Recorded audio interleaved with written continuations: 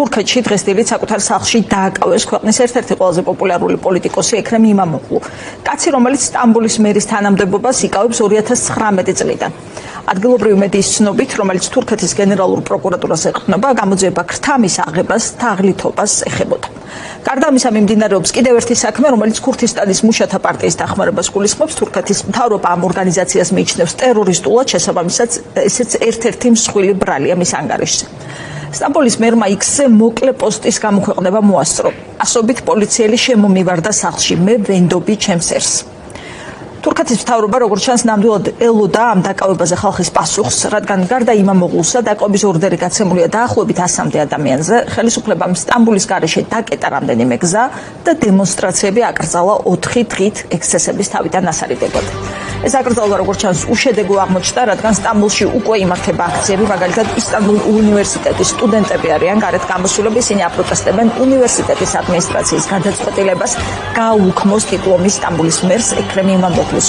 სტუდენტებმა მსვლელობა უნივერსიტეტის კაფეტერიიდან დაიწყეს სასწავლებლის მთავარი შესასვლელისკენ.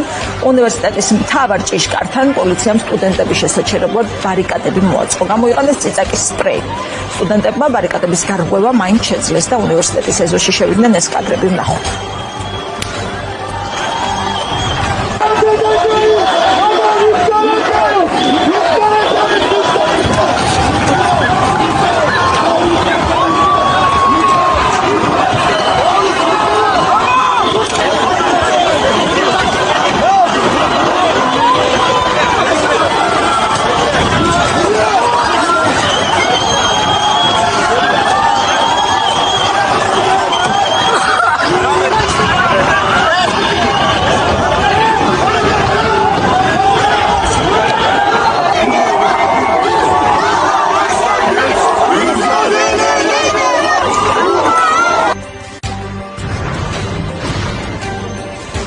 უბრალოდ ყურადღება მიაქცეთ, რომ ყველა სპეცრაზმას, ვინც სტუდენტების წინააღმდეგ იყო მობილიზებული, თავზე დანომრილი ჩაფხუტი აქვს, რითაც მათი იდენტიფიცირება შესაძლებელია. ეს მცირე გადახვევისთვის, რომ დაუბრუნდეთ კვლავ დიპლომის ამბავს, ეს სკანდალი 24 საათით ადრე უძღოდა წინ დაკავებას სტამბოლის მერის. სტამბოლის უნივერსიტეტმა გადაწყვიტა იმამოღლუსთვის უნივერსიტეტის დიპლომი გაეუქმებინა. ოფიციალური საბაბი არის 1990 წლის ამბავი.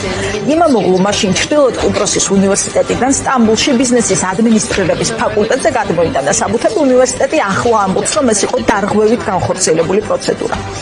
რეალურად ამ ნაბიჯით ექრემ იმამოღლუს უფლება აღარ აქვს 2028 წლის საპრეზიდენტო არჩევნებში კენჭი იყაროს, რადგან თურქული კანონმდებლობით უნივერსიტეტის დიპლომი პრეზიდენტის მსურველისთვის, პრეზიდენტობის მსურველისთვის არის სავალდებულო. იმამოღლუს პრეზიდენტობის კანდიდატად დასახელებას გეგმავდნენ მომდევნო კვირას. კალენდარზე შემდეგი არჩევნები არის 2028 წელს, თუმცა მაღალია ალფათობა ვადამდელი არჩევნების ჩატარების. იმამოღლუ ერთხელ უკვე ვერ მიიღო 2023 წლის საპრეზიდენტო არჩევნებში მონაწილეობა, მაშინაც მის წინააღმდეგ საქმეები იყო აღძრული. ჯამში 5 სხვადასხვა გამოძიებაზეა საუბარი.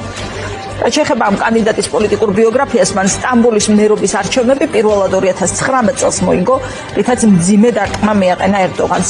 ერდოღანის პარტია მაშინ თურქეთის ყველაზე დიდ ქალაქს 25 წლის, ანუ მეოთხედი საუკუნის განმავლობაში უცვლელად მართავდა. ერდოღანის პარტია მაშინ სასამართლოში გაასაჩივრა ეს შედეგები, არჩევნები მეორედ ჩატარდა და იმამოღლუ მეორედაც მოიგო.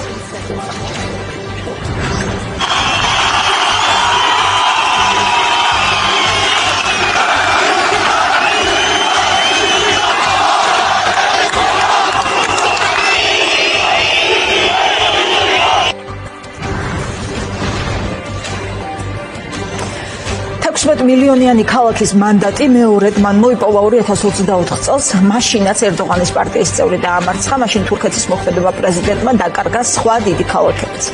საინტერესო დეტალია ისიც, რომ ერდოღანს ნათქვამი აქვს, რომ ის აღარ აპირებს მომდევნო საპრეზიდენტო არჩევნებში მონაწილეობას.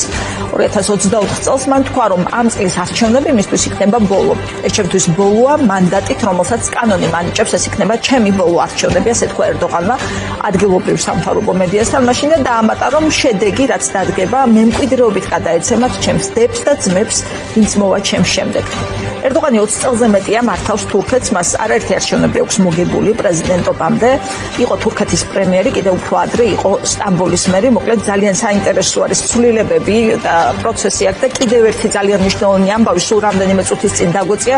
ძლიერი სახალხო პროტესტის ფონზე სერბეთის პრემიერ-მინისტრი მილოშ ვუჩევიჩი გადადგა თანამდებობიდან.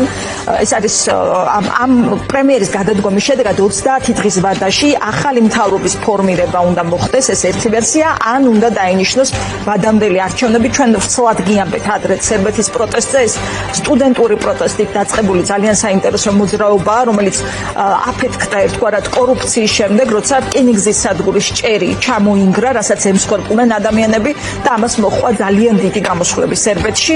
ალექსანდრ ვუჩევიჩი ჯერჯერობით მყარად არის სერბეთის პრემიერი, თუმცა პრემიერი მილოშ ვუჩევიჩი, უბრალოდ ვუჩიჩი და ვუჩევიჩი მსგავსი გვარები აქვს. პრემიერი მილოშ ვუჩევიჩი გადადგა თანამდებობიდან. მოკლედ ნახოთ რა იქნება შემდეგი ნაბიჯი. ეს არის ახალი მთავრობის ფორმირება თუ ვადამდელი არჩევნები.